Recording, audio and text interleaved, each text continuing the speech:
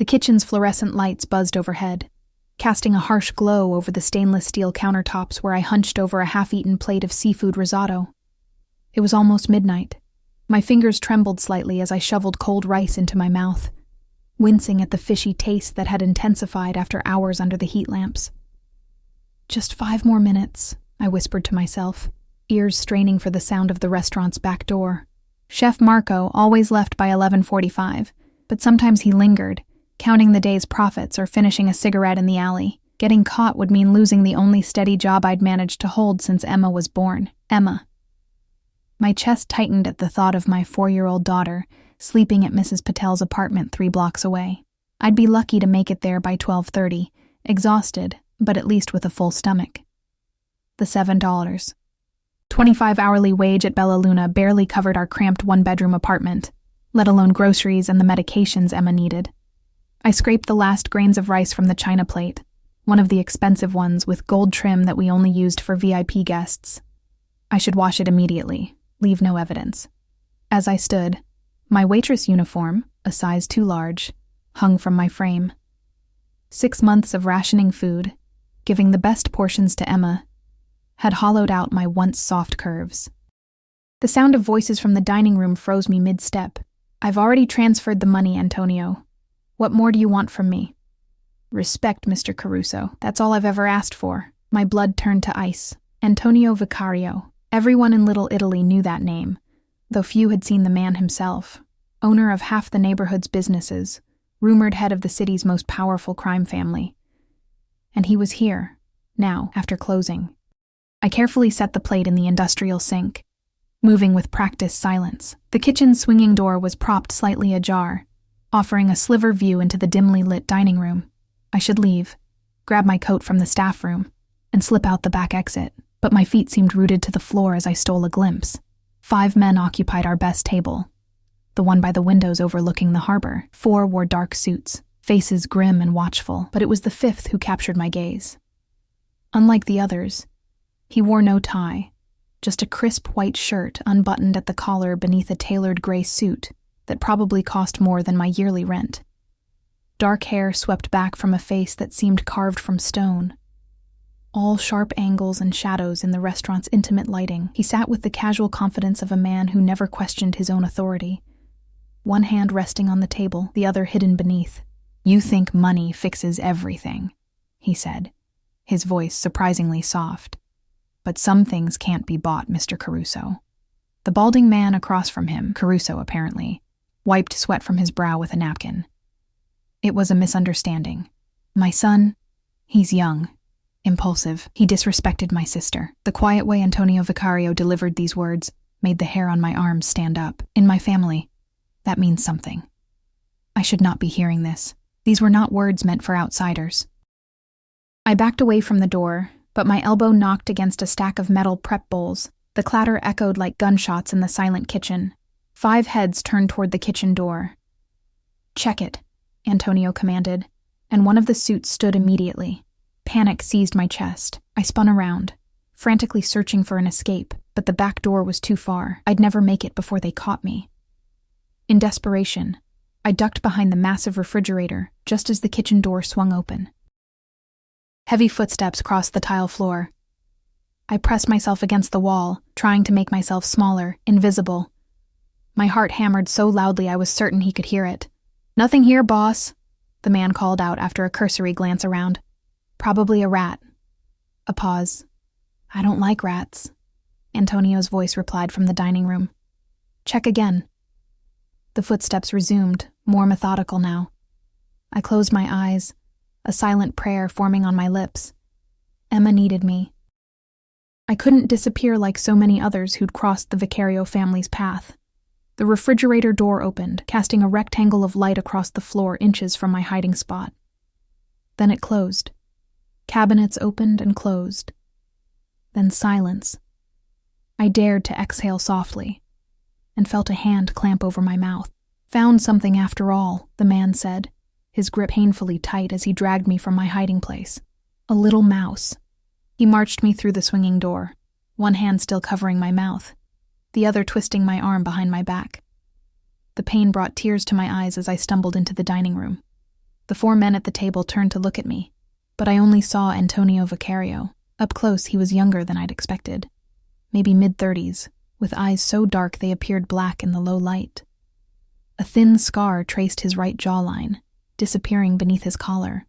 He studied me with a detached curiosity, like a scientist observing a specimen. "Let her go, Dominic," he said after a moment. "She's staff, not competition." The pressure on my arm and mouth released, and I staggered slightly, fighting the urge to run.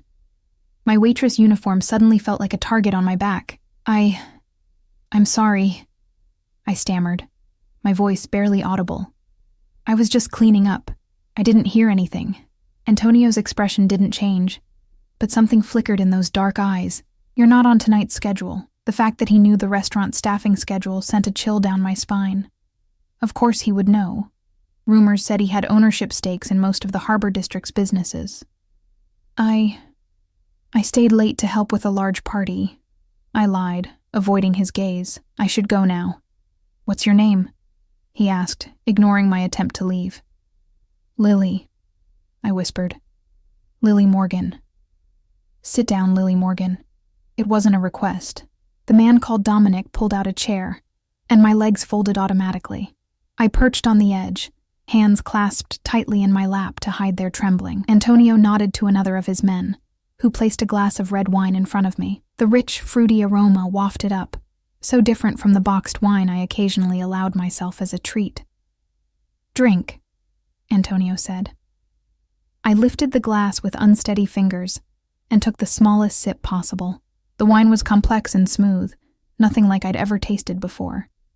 I set the glass down carefully, acutely aware of the gold wedding band on Antonio's left hand catching the light. Married? Of course. Men like him always were. "Tell me, Lily Morgan," he said, leaning forward slightly. "Why were you eating the restaurant's food in the kitchen after hours?" My stomach dropped. The half-eaten risotto, the expensive plate. I was caught. Not just eavesdropping on a Mafia conversation, but stealing from my employer. I could feel my job evaporating before my eyes. My voice cracked. The truth was too humiliating. But I couldn't think of a convincing lie under his intense scrutiny. I was hungry. Something changed in his expression, a subtle softening around the eyes. "Marco doesn't feed his staff? We get a meal before service," I said quickly, not wanting to get the chef in trouble. Sometimes it's not enough. Antonio turned to Caruso, who had been watching our exchange with nervous eyes. "Is this how you treat your employees, Mr. Caruso?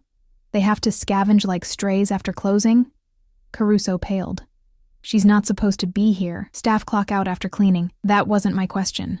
Antonio's voice remained soft, but the temperature in the room seemed to drop several degrees. I found my voice somehow, desperate to diffuse the tension. "Please, it's not Mr. Caruso's fault. I have a daughter." I stopped abruptly, wishing I could take back the words. The less these men knew about Emma, the better, but Antonio had already caught it. "A daughter," he repeated, eyes narrowing slightly. "And her father?" "Not in the picture," I said, the familiar lie sliding easily from my lips.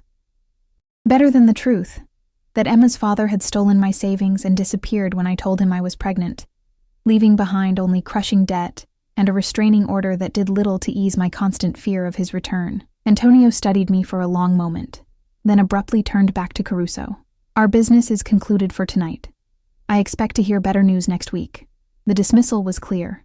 Caruso and his associate stood quickly, relief evident in their hurried movements. They were almost to the door when Antonio spoke again. "Mr. Caruso." His tone made them freeze. "I'll be keeping an eye on how you treat your staff from now on, particularly Ms. Morgan." Caruso's face contorted between fear and confusion before he managed a jerky nod and practically fled the restaurant, his companion close behind. I remained frozen in my chair, uncertain of my fate. Antonio's attention returned to me, his gaze traveling over my too thin frame, the dark circles under my eyes, the chapped hands clasped in my lap. "How old is your daughter?" he asked unexpectedly. 4, I answered automatically. "And you live nearby?" Alarm bells rang in my head. I nodded vaguely, unwilling to give this dangerous man my address. Antonio reached into his jacket, and I flinched involuntarily. He paused, those dark eyes registering my fear, before slowly withdrawing a sleek leather wallet. He extracted several $100 bills and placed them on the table. "For your daughter," he said simply. Pride and desperation warred within me. The money would cover Emma's medication for months, but accepting anything from a man like Antonio Vicario would be making a deal with the devil. "I can't," I whispered, though my eyes remained fixed on the bills.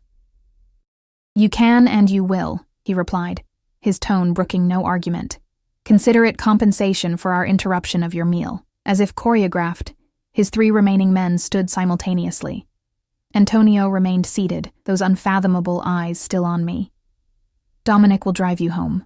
That's not necessary," I began. "It's past midnight, and this neighborhood isn't safe for a woman alone." A bitter smile touched his lips. "Ironically, the most dangerous man in it is ensuring you get home safely." I didn't move, torn between fear and an inexplicable curiosity about this contradictory man. My hesitation seemed to amuse him. "The money won't disappear if you look away, Lily Morgan," he said softly. "Though I might." I reached for the bills with trembling fingers, careful not to touch his hand. "Thank you," I managed. He inclined his head slightly, then stood in one fluid motion. "Until we meet again." "Will we?" The question slipped out before I could stop it. Antonio paused, and for an instant, something like genuine surprise crossed his face. Then the mask returned. "I make it a point to know everyone in my territory, Ms. Morgan, especially those with interesting stories." With that enigmatic statement, he turned and walked toward the exit, his men falling in around him like shadows. Only Dominic remained, watching me expectantly. As I gathered my coat and the money, more cash than I'd held in years, a strange certainty settled over me. This chance encounter, this moment of weakness when I'd been caught stealing leftover food, had somehow set something irreversible in motion. For better or worse, Antonio Vicario had noticed me, and people noticed by men like him rarely returned to their ordinary lives. The next morning arrived with harsh reality. Emma's fever had returned, her small body radiating heat as she curled against me in our shared bed. I pressed my lips to her forehead, wincing at the warmth. "Mommy has to work today, sweetheart," I whispered, brushing damp curls from her flushed face. "But Mrs. Patel will take care of you." Emma's eyes, so like her father's, fluttered open. "Don't feel good." "I know, baby."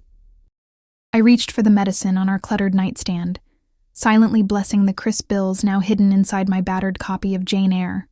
For once, I wouldn't have to choose between medication and groceries. "This will help." After coaxing the cherry-flavored liquid into her, I dressed quickly in the bathroom, avoiding my reflection. The events of last night seemed dreamlike in the harsh morning light. The risotto, the Mafia boss, the money that burned like a secret in my book. Dominic had driven me home in a gleaming black SUV with tinted windows, saying nothing beyond asking for my address. He'd waited until I was safely inside the building before pulling away, the luxury vehicle conspicuous on my rundown street. Mrs. Patel answered her door in a faded house dress, concern immediately creasing her kind face when she saw Emma in my arms. "The fever is back?" she asked, reaching for my daughter. I nodded, handing over Emma's backpack. "I gave her medicine 30 minutes ago. There's more in the side pocket." "Don't worry, Beta. I will call you if she gets worse," Mrs. Patel promised, using the Hindi term of endearment she'd bestowed on me months ago when I'd first begged for her help with childcare. A retired nurse, she charged less than any daycare, and genuinely loved Emma. "Thank you," I said, slipping 2 20s from my waitressing tips into her hand. "I'll be back as soon as my shift ends." I was halfway down the hallway when Mrs. Patel called after me. "Lily, a man came looking for you early this morning." I froze, turning slowly. "What man?" "Very proper gentleman. Suit and tie. Asked if Lily Morgan lived in this building." A cold weight settled in my stomach. "What did you tell him?" Mrs. Patel frowned. "Nothing, of course. I don't know your apartment number," I said. He left his card. She rummaged in her pocket and held out a cream-colored business card. With reluctant fingers, I took it. The card was thick, expensive stock with just a name and number embossed in dark ink. Antonio Vicario. Thank you, I said automatically, slipping the card into my pocket. If he comes back, I say nothing, Mrs. Patel assured me, dark eyes sharp with understanding. She'd lived in this neighborhood for 40 years. She knew the Vicario name as well as anyone. Be careful, Beta. I hurried to work, mind racing. How had he found my building so quickly? What did he want? The money had felt like a dismissal, a way to clear his conscience after catching me in such a humiliating position. I'd never expected to hear from him again. Bella Luna was quiet when I arrived, still 3 hours before opening. I slipped in through the staff entrance, changed into my uniform, and began setting tables with mechanical precision, muscle memory taking over while my thoughts churned. Lily? Chef Marco's voice snapped me back to the present.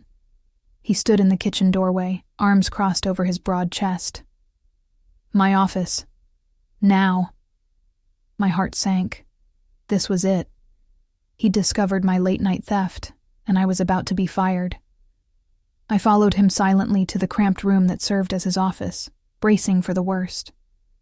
Marco closed the door behind us and sank heavily into his chair.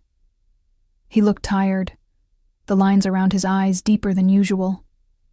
Do you know who was here last night? He asked without preamble. I hesitated, uncertain how much to reveal. I saw some men after closing. Not just any men. Marco ran a hand through his thinning hair. Antonio Vicario himself, in my restaurant. Oh, I managed, studying the scuffed toes of my work shoes. And imagine my surprise, Marco continued, when Mr. Caruso calls me at 6 this morning to tell me that Vicario specifically mentioned you. My head jerked up. Me? Marco leaned forward, his expression unreadable. He said Vicario threatened him over how staff are treated, particularly you. What exactly happened last night, Lily? The truth was too shameful to admit. I'd been stealing food, eavesdropping on a Mafia conversation. Either offense alone could cost me this job. I stayed late, I began carefully, to clean up. They came in after hours for a private meeting. I accidentally interrupted. And nothing, I lied. I apologized and tried to leave. Marco studied me for a long moment.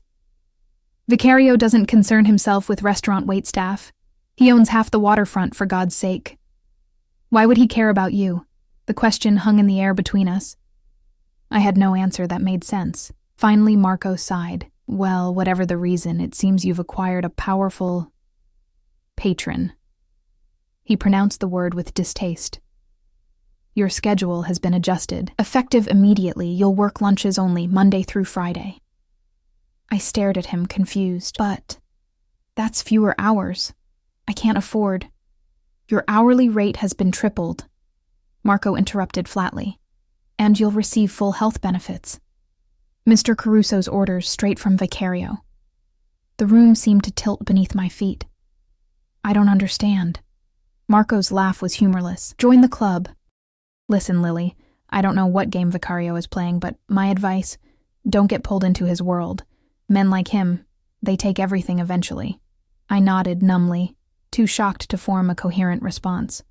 Triple my salary? Health insurance?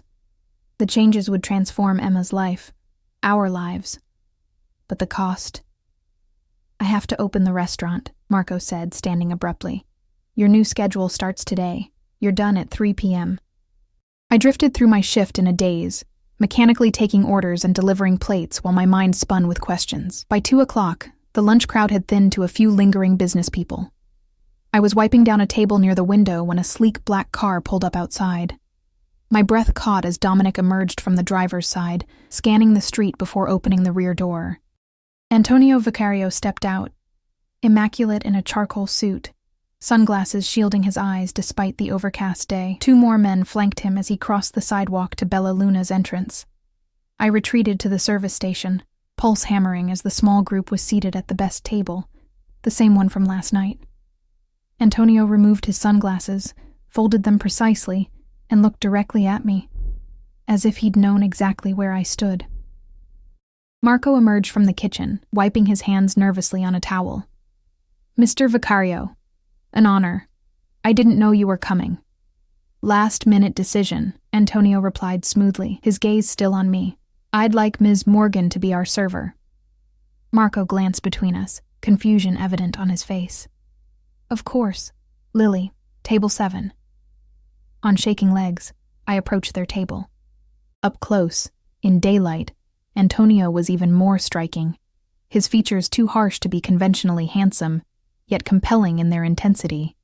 A thin platinum wedding band gleamed on his left hand. Good afternoon, Ms. Morgan, he said, voice pitched for my ears alone. I trust you slept well? Yes. Thank you, I managed, pulling out my order pad. Can I get you gentlemen something to drink? Antonio's lips curved slightly. So professional. The house red for my associates. Sparkling water for me. I nodded and turned to leave, but his voice stopped me. Your daughter. Is she feeling better today? I froze. I hadn't mentioned Emma was sick. How did you... I make it my business to know things, Ms. Morgan. His tone remained pleasant, but the implication chilled me. He'd had me watched. The medication. Is it working? I glanced at the other men, but they seemed deliberately focused elsewhere, creating the illusion of privacy. Yes, I said quietly. Thank you for asking. Good. Antonio nodded, dismissing me. I retreated to the bar to place their drink order, mind racing. The bartender, Paolo, gave me a curious look as he prepared the drinks. Careful with that one, Lily, he murmured, nodding toward Antonio's table. That's not a man you want taking an interest in you. I didn't ask for his interest, I replied, arranging glasses on my tray. Paolo snorted. No one ever does. When I returned with their drinks, Antonio was engaged in quiet conversation with his men, heads bent close together. They fell silent as I approached. Are you ready to order? I asked, careful to address the table generally rather than Antonio specifically. Chef's choice, Antonio replied. He knows what I like. I nodded and headed for the kitchen, but once again his voice stopped me. Ms. Morgan, join me for a moment. It wasn't a request. I glanced around the nearly empty restaurant, then reluctantly slid into the chair he indicated with a nod. His men immediately stood and moved to a nearby table, leaving us alone. Your new schedule, Antonio said without preamble. It suits you? So it had been his doing. Why? I asked, forgetting my place. Why would you do that? Something like amusement flickered in his dark eyes. Perhaps I believe in fair compensation. You don't know me, I countered. You have no reason to help me. Don't I? Antonio leaned forward slightly. Tell me, what would have happened if I reported you for stealing food last night? I flinched at the blunt description. I would have been fired. And your daughter? What would happen to her? The question struck like a physical blow. I would find another job. In this economy? With no references? Antonio shook his head. You're one missed paycheck from disaster, Lily Morgan. A woman in your position. There are men who would take advantage. Men like you? I regretted the words instantly. Rather than anger, I saw something like approval in his expression.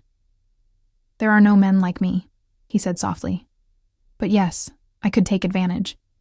Instead, I'm offering you a chance. A chance for what? Security, he replied simply. For you and your daughter. I studied his face, searching for the trap. What's the catch? Antonio smiled then, a genuine expression that transformed his severe features. Direct. I like that. He reached into his jacket and withdrew an envelope. Inside is an address. Come there tonight at 8. We'll discuss possibilities. I can't, I said automatically. My daughter... Childcare has been arranged, he interrupted. Mrs. Patel is available until midnight. Fear and anger flared in equal measure. You've been investigating me. Of course I have. He seemed puzzled by my indignation. I don't make offers blindly, Lily, and if I refuse? Antonio's expression hardened slightly. Then nothing changes. You keep your improved schedule. Your daughter continues to battle recurring infections from your mold-infested apartment. And I find someone else. The casual mention of Emma's health problems, something I hadn't told anyone at work, sent a chill down my spine. Just how closely had he been watching us? What exactly are you offering? I asked, voice barely audible. Come tonight and find out. Antonio placed the envelope on the table between us. Wear something nice. Oh, before I could respond, he stood, signaling the end of our conversation. His men immediately returned, falling into position around him. "The food can be delivered to our table in 15 minutes, he instructed. "You're done for the day, Ms. Morgan." I watched, speechless, as he returned to his table. Marco appeared at my elbow, nervously wiping his hands on his apron. "Everything okay?" he asked, eyes darting between me and Antonio. I nodded mechanically, picking up the envelope. "I've been dismissed for the day," Marco frowned. "By Vicario?" "What the hell is going on, Lily? I wish I knew," I replied honestly. I changed quickly in the staff room, mind whirling with possibilities, each more unsettling than the last. As I left through the back exit, a black SUV idled in the alley. The passenger window lowered to reveal Dominic. "Boss says to drive you home," he stated flatly. I hesitated, clutching my bag tighter. "I can take the bus." Dominic's expression didn't change. It wasn't a suggestion. Reluctantly, I climbed into the back seat. The interior smelled of leather and expensive cologne. Antonio's scent, I realized with a jolt. I sat rigidly, staring out the window as we navigated through downtown traffic. "Been with Mr. Vicario long?" I asked when the silence became unbearable. Dominic's eyes flicked to the rearview mirror. 10 years.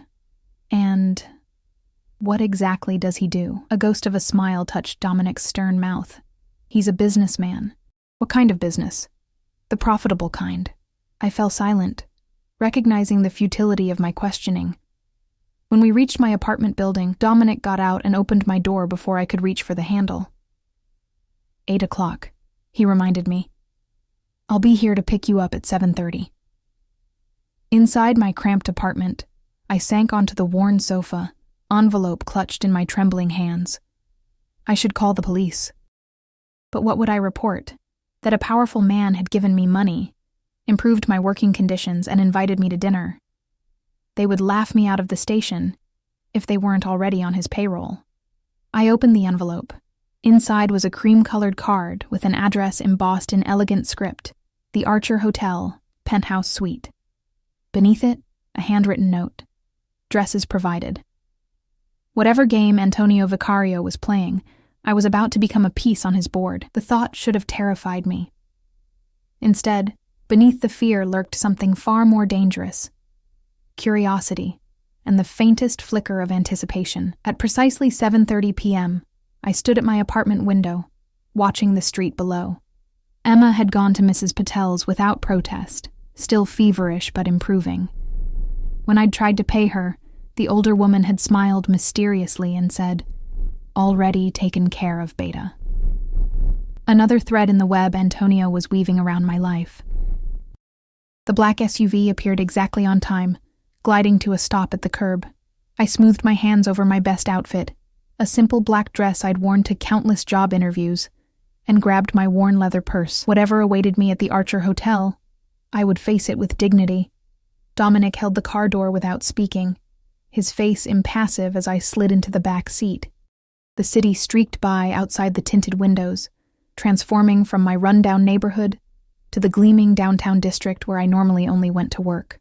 The Archer Hotel occupied an entire block, its Art Deco facade illuminated against the night sky. I'd passed it countless times but never imagined entering. "Mr. Vicario is already upstairs," Dominic informed me as we pulled into a private garage beneath the building. "I'll take you up." We bypassed the opulent lobby entirely, entering a private elevator that required a keycard. My stomach lurched as we ascended to the top floor. The doors opened directly into a foyer more spacious than my entire apartment, with soaring ceilings and marble floors. "This way," Dominic directed, leading me through an archway into a vast living area. Floor-to-ceiling windows offered a panoramic view of the harbor, the city lights reflecting on the dark water below. "Ms. Morgan has arrived," Dominic announced to the seemingly empty room, then disappeared through a side door, leaving me alone. "One moment," Antonio's voice called from another room. I stood awkwardly in the center of the space, afraid to touch anything. The furnishings were elegant but masculine, all dark woods and buttery leather, with abstract art adorning the walls. No personal touches, no photographs. It felt like a stage set rather than a home. "Sorry to keep you waiting." I turned to find Antonio entering from a hallway, more casually dressed than I'd seen him before in dark slacks and a white shirt, unbuttoned at the collar. Without his suit jacket and tie, he appeared somehow more human, though no less intimidating. "Your home is beautiful," I said, unsure how else to begin. "It's just a hotel suite," he replied, moving to a sideboard where crystal decanters gleamed. "I keep it for business in the city. Drink? No, thank you." He poured himself something amber over ice, studying me over the rim of his glass as he took a sip. "You didn't wear the dress." I blinked in confusion. "What dress?" Antonio frowned slightly. "There should have been a package delivered to you this afternoon. I've been with my daughter since leaving the restaurant," I explained. "Nothing was delivered." He set his glass down with a sharp click. Inexcusable. He pulled out his phone, typing rapidly. After a moment, he looked up. "It will be here shortly. In the meantime, please sit." I perched on the edge of a leather sofa, hands folded tightly in my lap. Antonio took a seat opposite me, his posture relaxed, but his gaze intense. "You have questions," he stated. I almost laughed at the understatement. "A few, yes. Ask them." I hesitated, sorting through the chaos in my mind for the most pressing concern. "Why me? Why are you doing all this? For me?" Antonio leaned forward slightly. "Do you believe in fate, Lily?" The question caught me off guard. "I don't know." "I do." His dark eyes held mine. "When meaningful coincidences occur, what Jung called synchronicity, I pay attention. Finding me eating stolen food was meaningful?" I couldn't keep the skepticism from my voice. A ghost of a smile touched his lips. "More than you realize."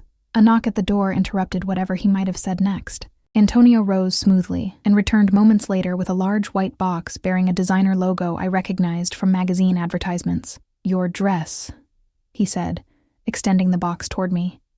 "The bathroom is through there, if you'd like to change." I accepted the box warily. "I don't understand what this is about." "Humor me," he replied simply. In the marble bathroom larger than my bedroom, I opened the box with trembling fingers. Nestled in tissue paper lay a dress of deep emerald silk, alongside a matching pair of heels and a velvet jewelry box. I lifted the dress carefully, admiring the simplicity of its design. Sleek lines that would skim rather than cling, modest neckline, 3/4 sleeves.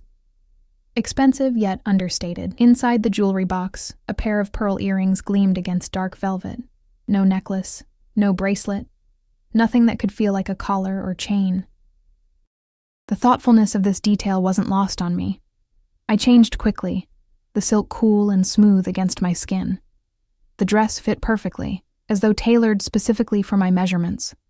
The woman who stared back from the mirror looked like a stranger, someone elegant, someone who belonged in places like the Archer Hotel penthouse. When I emerged, Antonio was standing by the windows, silhouetted against the city lights. He turned, and for an instant, something like genuine appreciation flickered across his face before his expression returned to its usual inscrutability. "Much better," he said. "Green suits you." "Thank you for the dress," I said, struggling to maintain my composure. "But I still don't understand what I'm doing here." "Have dinner with me," he replied, gesturing toward an adjoining room where a table had been set for two. "We'll talk." The dining room was intimate, lit by candles that cast a warm glow over fine china and crystal. A bottle of wine breathed in a silver bucket beside the table. The scene was unmistakably romantic. A thought that sent a cold jolt through me. "You're married," I blurted as he held a chair for me. Antonio's expression didn't change as he took his own seat. "Yes." "Then what is this?" I gestured at the table, the dress, the entire scenario. "Business," he replied smoothly, "though I appreciate your moral concern." A server appeared from a side door I hadn't noticed, delivering the first course with silent efficiency. After he withdrew, I tried again. What kind of business could possibly involve me? Antonio took a measured sip of wine. "I'm looking for someone trustworthy to manage a new venture. The hours would be flexible, ideal for a single mother. The compensation would be substantial." I set down my fork. "I'm a waitress. I dropped out of community college when I got pregnant. Whatever you're offering, I'm not qualified." "You underestimate yourself," he countered. You're intelligent, observant, and discreet. You've survived alone in difficult circumstances. These qualities interest me more than formal education. What exactly would this job entail? I asked cautiously. Managing one of my legitimate businesses, Antonio replied. A children's boutique in Brightwater. I nearly choked on my water. Brightwater was the most exclusive suburb in the region, where houses started at 7 figures and luxury cars were as common as minivans elsewhere. A children's boutique, I repeated flatly. High-end clothing, toys, accessories, catering to a discerning clientele. Antonio studied my reaction. You would be the face of the business, hiring staff, overseeing inventory, maintaining client relationships. And the real purpose? I asked, surprising myself with my boldness. Antonio's eyebrows rose slightly. Perceptive. The boutique will occasionally receive special shipments, items that bypass traditional customs channels. Your job would be to accept these deliveries and secure them until my people retrieve them. Smuggling, I clarified, if you prefer crude terminology. I set down my glass carefully. You want me to break the law for you. I want to give you and your daughter a better life, he corrected. The starting salary is $150,000 annually, plus benefits and a housing allowance.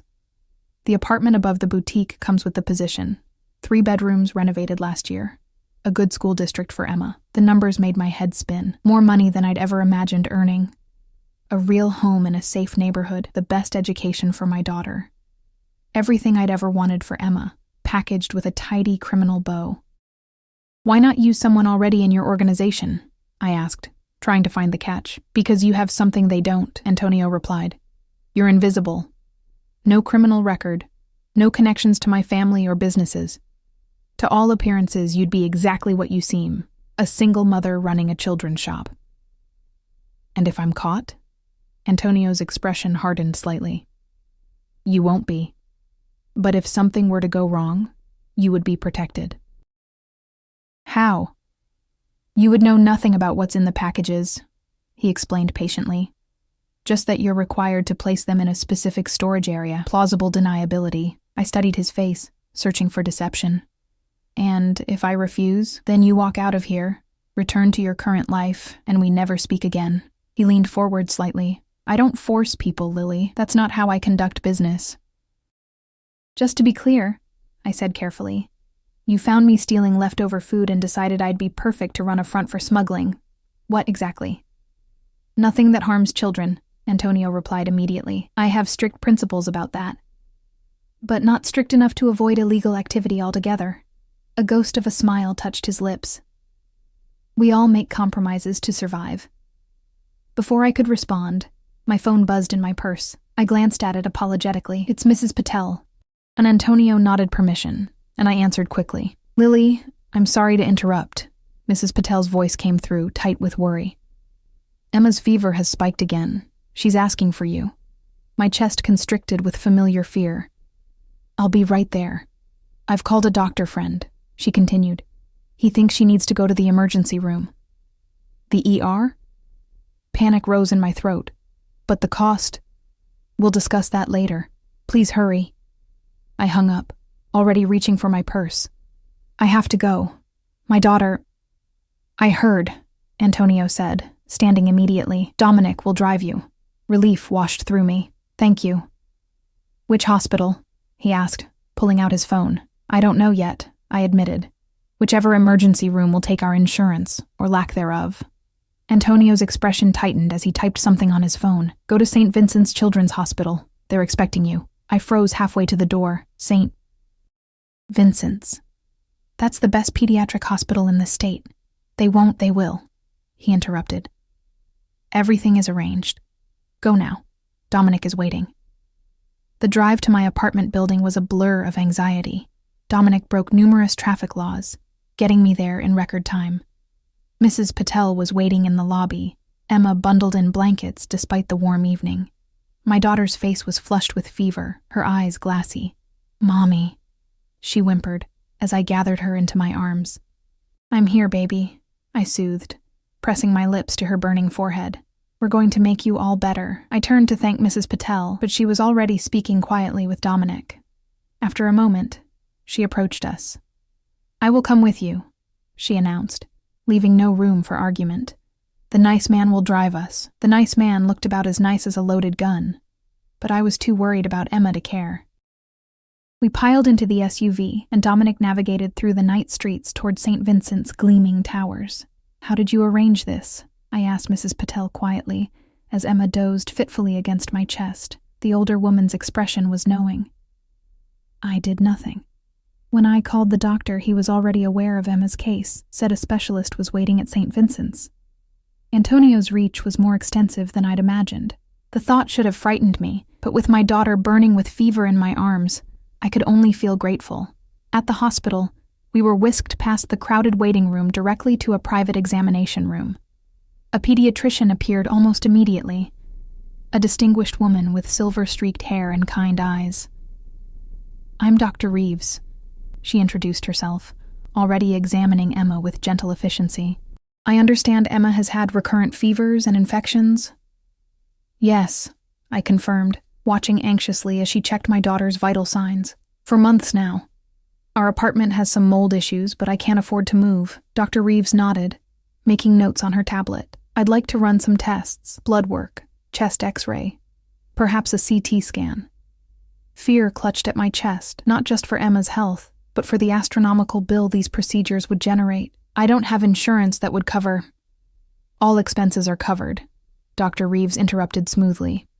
"You've been sponsored by the St. Vincent's Foundation, the private foundation that funded care for underprivileged children. Another of Antonio's arrangements, no doubt." Hours passed in a haze of tests, consultations, and hushed conversations with specialists. Mrs. Patel remained steadfastly at my side, her gnarled hand occasionally squeezing mine in silent support. Dominic stationed himself outside Emma's room like a sentinel, speaking quietly into his phone at regular intervals. Near midnight, Dr. Reeves returned with a definitive diagnosis: a rare form of pneumonia, complicated by Emma's compromised immune system from the chronic mold exposure. The treatment would be aggressive: IV antibiotics, respiratory therapy, possibly a hospital stay of several days. "She'll make a full recovery," Dr. Reeves assured me, as I wiped tears of relief from my eyes. "Though I strongly recommend finding new housing as soon as possible.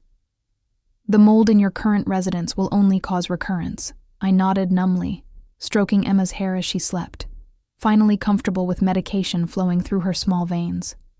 New housing. The apartment above the boutique in Brightwater, with its clean air and proximity to good schools, rose in my mind's eye. Mrs. Patel touched my shoulder gently. "I will stay with Emma if you need to make arrangements." I looked up to find Dominic standing in the doorway, his usually impassive face showing a hint of sympathy. "Mr. Vicario would like to speak with you," he said quietly. "He's downstairs." My exhaustion and worry crystallized into sudden clarity. I'd been naive to think I had a choice. Antonio Vicario had orchestrated this entire scenario, not causing Emma's illness, of course, but capitalizing on it to demonstrate exactly what he could offer, and what I stood to lose. "I'll be right back," I told Mrs. Patel, kissing Emma's forehead before following Dominic to the elevator. Antonio waited in a private consultation room off the main lobby, still in his casual attire from earlier. He stood as I entered, his dark eyes assessing my disheveled appearance. "How is she?" he asked without preamble. "Resting comfortably," I replied, suddenly aware of the silk dress I still wore, now rumpled from hours of holding Emma. "The doctors say she'll recover fully." Relief flickered across his face, genuine concern that momentarily caught me off guard. "Good. I've arranged for the best care.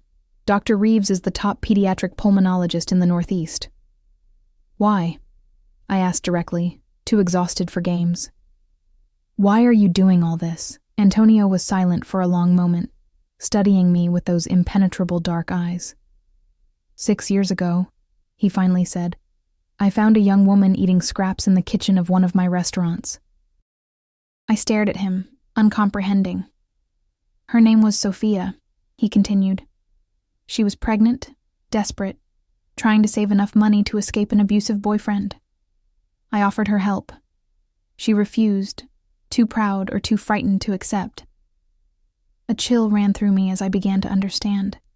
3 weeks later, she was found beaten to death in an alley. Antonio's voice remained steady, but something dark and painful flickered behind his eyes. Her unborn child died with her. "I'm sorry," I whispered.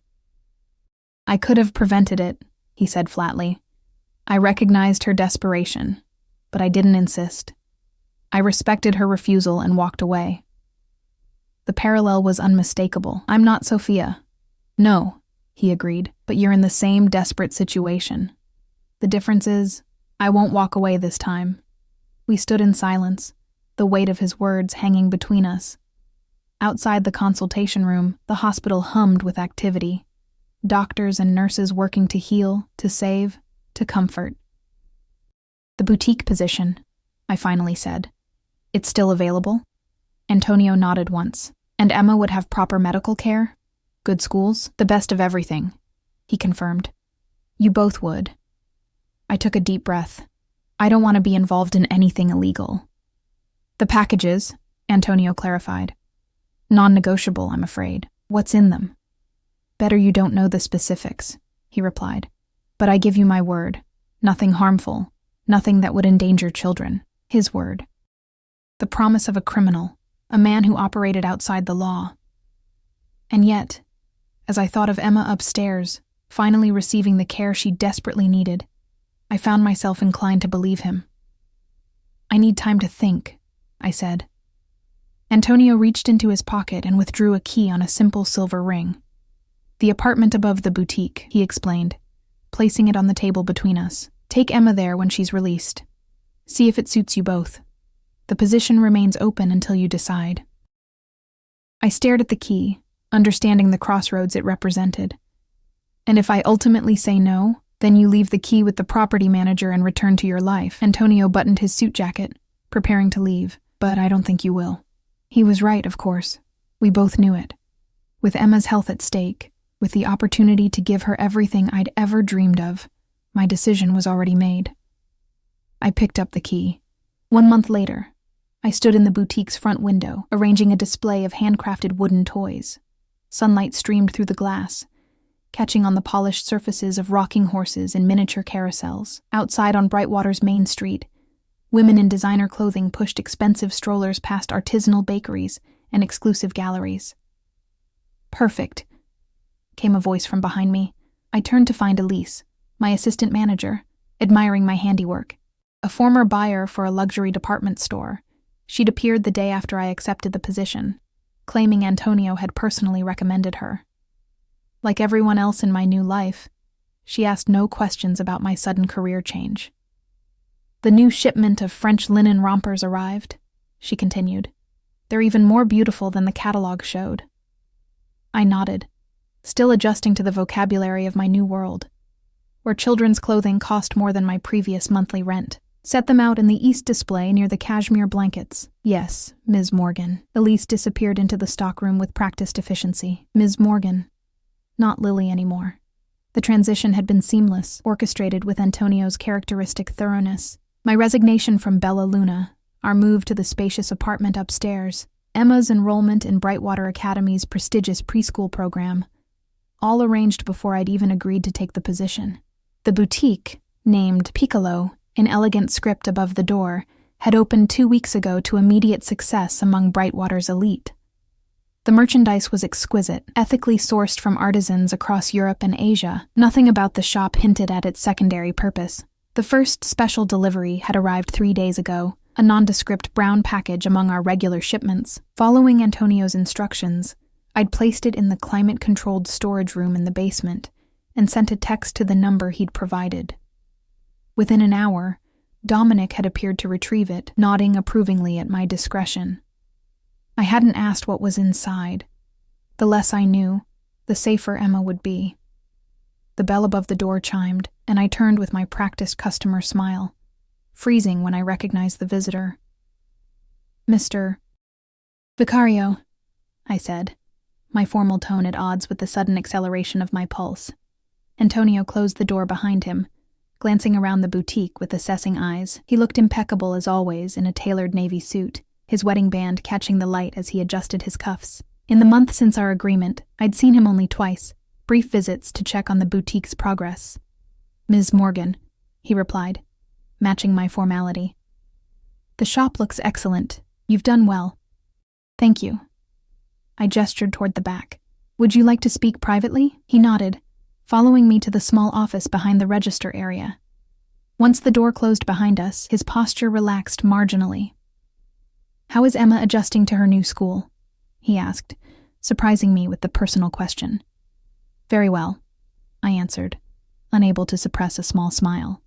Her teacher says she's advanced for her age. Antonio nodded, unsurprised. And her health? Completely recovered. No fevers since we moved. Good. He moved to the window overlooking the shop floor, where Elise was helping an elegant customer examine baby shoes that cost more than I used to make in a week. And how are you finding Brightwater? The question carried weight beyond simple small talk. Was I comfortable in this world of wealth and privilege? Was I maintaining the necessary appearance of legitimacy? It's different, I admitted, but we're adapting. Antonio turned back to me, his dark eyes intent. Your neighbors believe you're a widow. Emma's father lost to a tragic accident overseas. The boutique was purchased with his life insurance. Remember these details if questioned. I nodded. The cover story had been carefully constructed, with documentation to support it if anyone dug deeper. There will be another delivery tomorrow, he continued, voice lower. Larger than the last. Dominic will come after closing to collect it. I understand. Antonio studied me for a moment. You're uncomfortable with this arrangement? It wasn't a question, but I answered anyway. I'm grateful for everything you've done for Emma, I said carefully. But yes, I worry about the risks. There are no risks if you follow the protocol exactly, he replied. No one suspects a children's boutique in Brightwater. And your wife? I asked suddenly. Does she suspect anything? The question crossed a boundary I'd carefully maintained. Antonio's personal life remained a mystery. I knew he was married, but nothing more. The elegant woman occasionally photographed at his side at charity events existed in a separate universe from our arrangement. Something flickered in his eyes. Surprise, perhaps, at my boldness. My wife understands my business requires discretion. Does she know about me? I pressed, uncertain why it mattered. She knows I've opened a boutique in Brightwater, he replied evenly. The rest is not her concern. The distance in his tone reminded me of our respective positions. Whatever personal interest Antonio had shown in my welfare, I was ultimately an employee, a useful asset in his complex business empire. I should return to the floor, I said, stepping toward the door. Antonio moved faster, his hand on the doorknob before I could reach it. We stood close, too close, in the small office. There's another matter, he said, voice low. Emma's father. I stiffened. What about him? Jason Reynolds was released from prison last week. Drug charges, his third offense. The blood drained from my face. How did you... I told you, Lily. I investigate thoroughly. Antonio's expression hardened. He's made inquiries about your whereabouts. Fear, cold and familiar, slithered down my spine. The restraining order is worth less than the paper it's printed on, Antonio interrupted.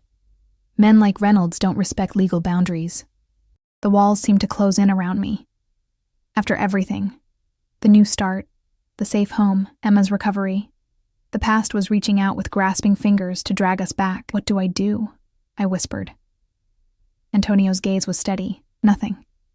It's being handled. The implication sent a chill through me. What does that mean? It means you and Emma are under my protection. His voice was soft but carried unmistakable steel. No one will harm what belongs to me. What belongs to me? The words should have offended me, but instead, they offered a strange comfort. In Antonio's world, possession meant protection, a shield against threats like Jason. Thank you, I said simply. Antonio nodded once, then opened the door. The conversation was over. As he moved through the boutique toward the exit, customers instinctively stepped aside, sensing his authority without understanding its source. At the door, he paused, turning back to where I stood. There's a charity gala at the Brightwater Country Club this Saturday, he said, voice pitched for my ears alone. Wear something appropriate. Dominic will pick you up at 7, not an invitation, an instruction. I don't have a babysitter for Emma, I began. Mrs. Patel has agreed to stay overnight, he replied, anticipating my concern as usual. It's important that you begin establishing yourself in Brightwater society. Before I could respond, he was gone, the bell chiming softly in his wake. That night, after tucking Emma into her new canopy bed in a room filled with more toys than she'd ever imagined, I stood at the apartment window, looking out over Brightwater's manicured streets. Lights glowed in elegant homes, and expensive cars gleamed in circular driveways. My new world, purchased with a Faustian bargain I was still coming to terms with. My phone chimed with a text from an unmarked number I'd come to recognize as Antonio's private line. Package delivered to your door for Saturday. Outside my apartment, a white box waited, another designer dress no doubt. Another piece in the elaborate facade Antonio was constructing around me. As I lifted the box, I caught a glimpse of my reflection in the hallway mirror. A woman I barely recognized in expensive clothing, with manicured nails and professionally styled hair. The frightened waitress scraping by on leftovers seemed like a character from someone else's story. Inside the apartment, Emma slept peacefully, her breathing strong and even, her small body no longer racked by fevers and coughs. For her transformation alone, I would have made this deal 1,000 times over. I opened the box to find a gown of midnight blue, more elegant than anything I'd ever worn. Beneath it lay a velvet jewel case containing a diamond pendant on a delicate platinum chain. No note, no explanation needed. Just another reminder of the gilded cage I'd willingly entered and the man who held the key. The Brightwater Country Club blazed with light as Dominic guided the car through wrought iron gates. Sprawling gardens and a championship golf course surrounded the colonial-style clubhouse, where valets in crisp uniforms assisted guests from luxury vehicles. Mr. Vicario is already inside, Dominic informed me as he opened my door. Main ballroom. I nodded, smoothing the midnight blue silk of my gown. The diamond pendant rested cool against my collarbone, catching the light with each breath. Around me, Brightwater's elite arrived in designer finery, exchanging air kisses and practiced laughter. At the entrance, a tuxedoed attendant checked a tablet. Name, please? Lily Morgan, I said, half expecting to be turned away. His expression warmed immediately. Ms. Morgan, welcome. Mr. Vicario mentioned you would be joining us tonight. Of course he had. In Antonio's world, doors opened, obstacles disappeared, and everyone remembered your name, if he wanted them to. The ballroom glittered with crystal chandeliers and floral arrangements taller than Emma. A string quartet played near a polished dance floor, while waitstaff circulated with champagne and canapes. I accepted a glass, sipping slowly as I scanned the crowd. Lily Morgan? A woman's voice interrupted my search. I turned to find an elegant blonde in her 40s, her smile professionally warm. Yes? Margaret Ashford, Brightwater Women's League. She extended a manicured hand. Antonio mentioned you'd recently joined our community. The boutique on Main Street is yours, isn't it? Antonio again, paving my way. Yes, Piccolo. We've been open just a few weeks. Charming place. I purchased the sweetest little cashmere set for my niece. Margaret linked her arm through mine with practiced familiarity. Come, let me introduce you to some people you simply must know. For the next hour, I was guided through a carefully choreographed social dance. The president of the preschool board, the pediatrician whose practice only accepted referrals, the realtor who handled Brightwater's most exclusive properties. Everyone welcomed me with the same polite interest, all mentioning Antonio's name as a kind of password that granted immediate acceptance. I was being established, legitimized. Another aspect of Antonio's meticulous planning. There you are. The low voice behind me sent an involuntary shiver down my spine. I turned to find Antonio watching me, something like approval in his dark gaze as he took in my appearance. You've been busy, I said quietly, nodding toward Margaret Ashford, who had discreetly withdrawn at his approach. Merely ensuring you have the right connections. He offered his arm. Walk with me. We moved through the crowd, which parted subtly before him. Antonio acknowledged greetings with minimal nods, his attention seemingly focused entirely on me. You're doing well, he said as we reached the terrace doors. They're accepting you. Because you told them to, I replied. A ghost of a smile touched his lips. I merely made introductions. Your own charm did the rest. Outside on the terrace, the night air carried the scent of late summer roses. Below us, garden lights illuminated stone pathways winding through manicured lawns. We stood in comfortable silence, a respectable distance apart. Jason Reynolds has left the state, Antonio said abruptly. I turned to him sharply. What did you do? Nothing permanent, he assured me, though the cold edge in his voice suggested he'd considered it. He was simply encouraged to pursue opportunities elsewhere, with the understanding that returning would have consequences. Relief and unease battled within me. Thank you. Antonio nodded once, accepting my gratitude as his due. Emma is safe now. You both are. As long as I continue our arrangement, I added quietly. His expression didn't change, but something flickered in his eyes. Is that how you see it? A transaction? Isn't it? Perhaps initially, he conceded. But things change, Lily. Before I could ask what he meant, a woman's voice interrupted us. Antonio, darling, I've been looking everywhere for you. I turned to find a striking woman approaching. Tall and elegant in a designer gown, dark hair swept into a perfect chignon. Diamonds glittered at her ears and throat, far more elaborate than my simple pendant. Antonio's wife. It could be no one else. Vanessa, Antonio acknowledged, his expression cooling perceptibly. I didn't expect you tonight, clearly. Her smile was brittle as her gaze swept over me, assessing and dismissing in a single glance. Aren't you going to introduce me to your friend? Lily Morgan, Antonio said, his tone revealing nothing. She owns Piccolo, the new children's boutique in town. Lily, my wife, Vanessa. I extended my hand, determined to maintain composure. A pleasure to meet you, Mrs. Vicario. Vanessa's grip was fleeting, her smile never reaching her eyes. How lovely. Antonio has always had an interest in supporting local businesses. The implication was clear. I wasn't the first local business Antonio had taken under his wing. The boutique is doing quite well, I replied evenly. Your husband has been very helpful with introductions. I'm sure he has. Vanessa placed a possessive hand on Antonio's arm. Darling, the Hendersons are asking for you. Something about the hospital fundraiser. Antonio's expression remained impassive, but I sensed his irritation. Give them my regards. I'll speak with them later.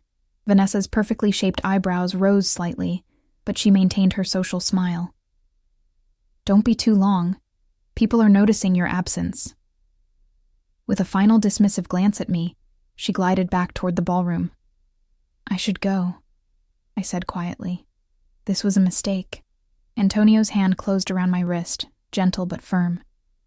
Stay, your wife? Is well compensated for her discretion and social duties, he interrupted.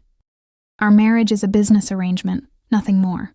The blunt statement shocked me. Then why remain married? Appearances, stability, convenience.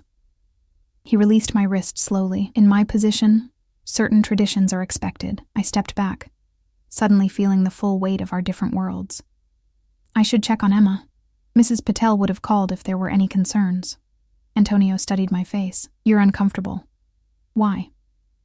Because I don't belong here, I admitted. This life, it's not real for me.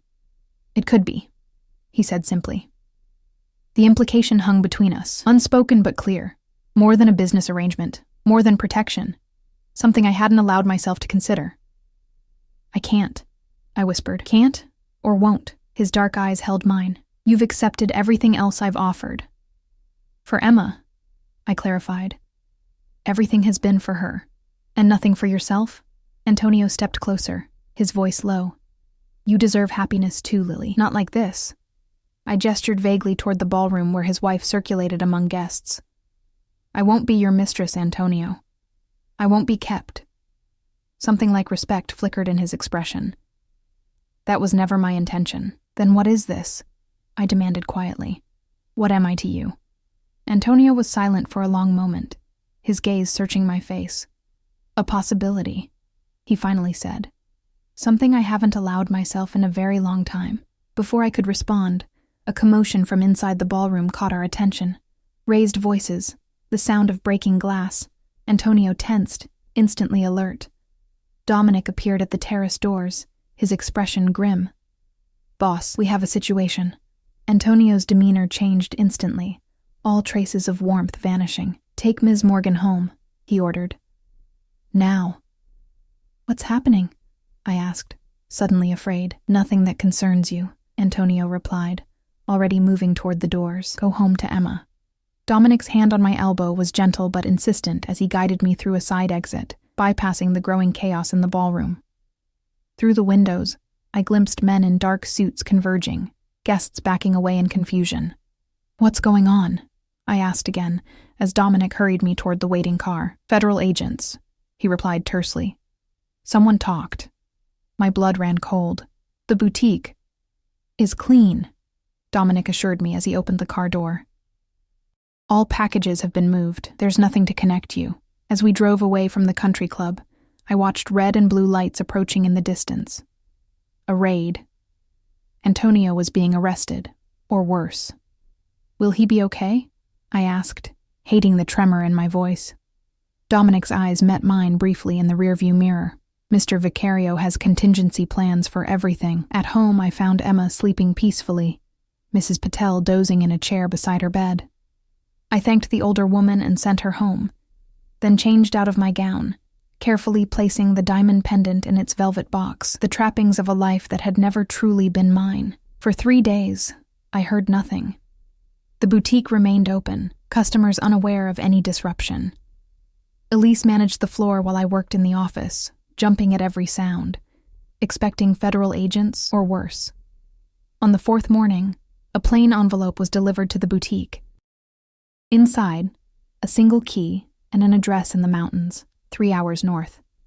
A safe house, I realized, an escape route if needed. That night, as Emma slept, a soft knock came at our apartment door. I opened it to find Antonio, his usual immaculate appearance slightly disheveled, a faint bruise shadowing his jawline. "You're okay," I breathed, relief washing through me. "More or less," he replied, stepping inside when I moved back. "The federal investigation has been redirected. You're safe." "At what cost?" I asked, noticing the weariness in his eyes. Antonio shrugged slightly. "The cost of doing business." We stood in silence, the weight of everything unspoken hanging between us. "I meant what I said at the gala," he finally offered. "About possibilities."